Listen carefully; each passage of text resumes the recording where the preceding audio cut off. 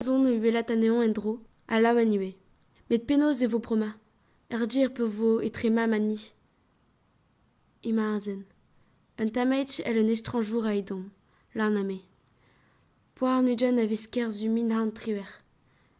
De chen ne delek. Tri dezo e ma digouet meuzad, jusqu'à en deus iz iliad labour.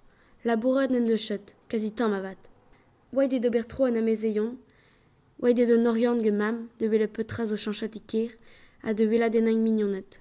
Ge mam avad en eus grouet tro ar lonet, sed en deus pier d'ar ruchenao, tan vaet ar chisneue, renket paperio en i vurev, trouz en deus grouet de lan. Fachet en deus zo tchen geton, a bal amour man e sent e tchet buan a war. Ne gonch chekal. Chomara a zao, e kreiz ur frazen. Elle m'avait clan isperot.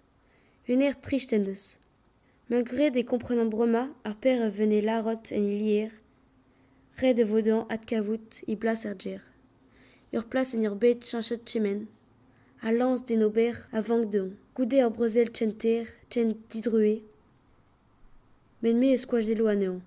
Ya de vat. Ni rei assemblez war dro ar lonet, ni e vrasaio ur menaj, ni e yelo warok.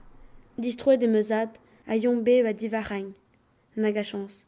Peus jan, e meur a vignon dañ er skol, ne velo tchemu bitchen e yini. Penchetan mis genvermina an nantek. L'art de deuet ar pimor de vout.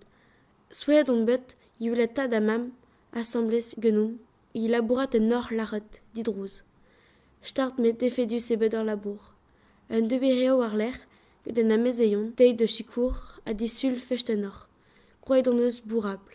A gazen, deuet meus moussoir meuzad, peu etet kourik an ain. Krolam sayam, gram fecht en or, krolam sayam, gram fecht en or, avei din ou rang ur pimor, laridon deno, avei din ou rang ur pimor, laridon den.